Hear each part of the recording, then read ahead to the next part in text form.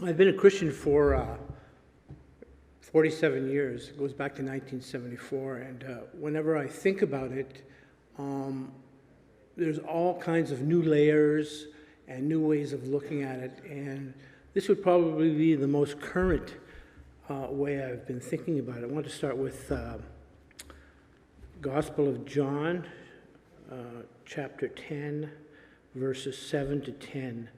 So Jesus again said to them, "Truly, truly, I say to you, I am the door of the sheep.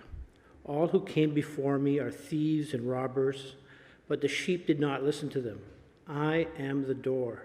If anyone enters by me, he will be saved and will go in and out and find pasture. The thief comes only to steal and kill and destroy. I came that they may have life and have it abundantly." In July 1972, 49 years ago, I was traveling with a friend and was arrested while camping on a beach in Mazatlan, Mexico. We had some things in the car that would be considered legal today. Mazatlan is on the west coast of Mexico, about 1,200 miles south of the U.S. border. The policeman in charge sat us down at a picnic table near the beach, pulled out his gun, put it on the table in front of us, and said, "You're going to jail for 3 to 5 years." It's funny what one thinks about when they're faced with a shock like that, but the only thing I could think of in my mind was, I'm going to learn how to speak Spanish. Anyway, so a moment later, he also said, "That's a nice tent you have there." And after exchange of possessions and money for freedom, the police officer and his companions escorted us to the edge of the city and said, "Adios." There are more details to the story, but I wanted to highlight it briefly because at that point, I was 22 years old. I was on a downward slide to nowhere, and this was a glaring neon sign in my life saying that very thing. After those days, I ended up with just the clothes on my back and nothing else at my parents' home in Northern Ontario. They were very gracious and good to me at that time, and I stayed with them for nearly a year. In those days, I descended further down the slope to nowhere. In my abundant spare time, I read books that I thought would shed light on my existence and help me out of this hole I dug for myself. I remember reading a book about Buddha called Siddhartha by a German author, Hermann Hesse, and another by a Lebanese mystic, Khalil Gibran. There were others, but they all sounded like they were for special people with special insights into existence. They didn't come to me in any meaningful way. My parents had a big unread Catholic Bible on a bookshelf in the living room. It had full-color pictures of popes and cardinals to impress me, I guess. I borrowed it and sat by my bed, and it sat by my bed for quite a while. I had been thinking that, like other books I was reading, that the Bible was some sort of wisdom literature. Actually, that is more true than I understood at the time. I didn't read much of it because I knew very little about it. But one night I popped it open randomly and I landed in Matthew chapter 13 and I read these words.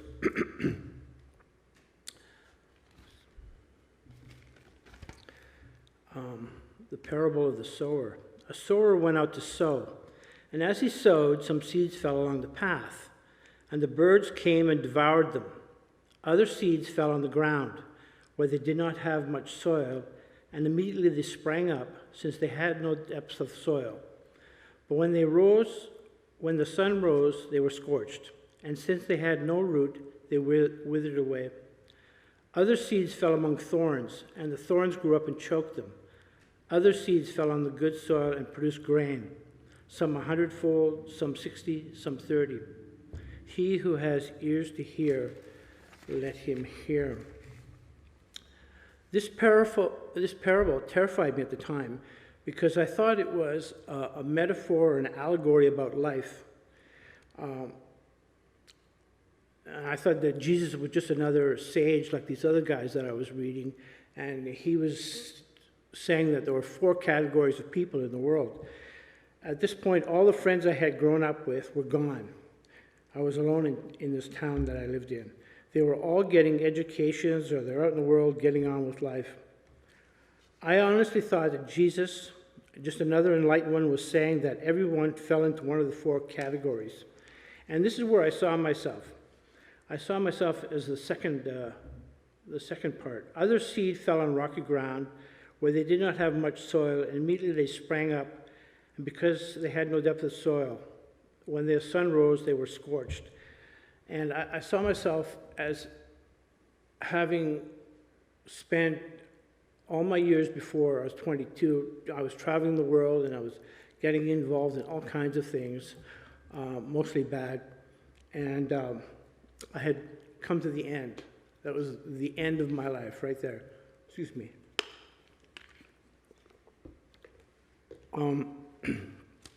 Anyway, the parable terrified me. At this point, all the friends I'd grown up with were gone. I said that before. They were all getting educations out in the world and getting on with life. I honestly thought that Jesus, another enlightened one, was saying that everyone fell into one of the 4 categories.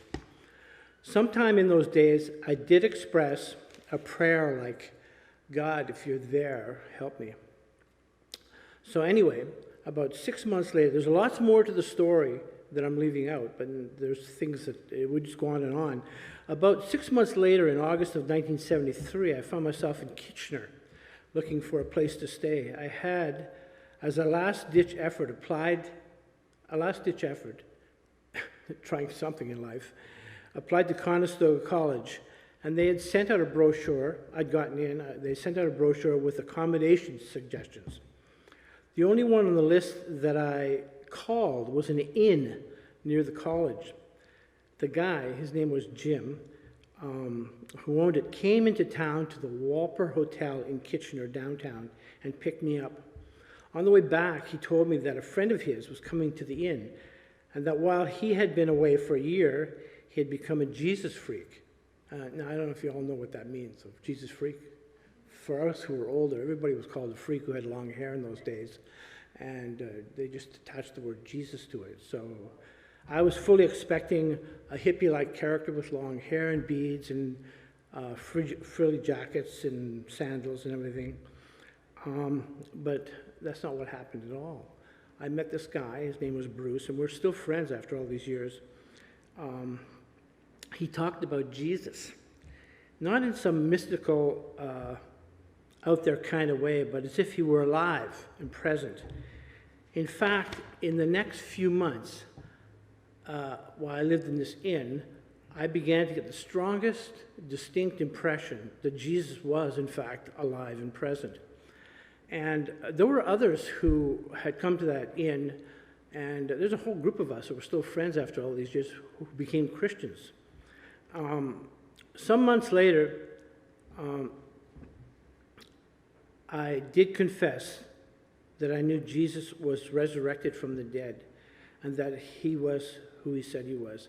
I think one of the most distinct impressions I have from those days is that whenever my friend Bruce was in the room and he was talking to somebody else, he was witnessing or telling somebody about the Bible or about Christ, I felt like he was talking directly to me, and even though he wasn't.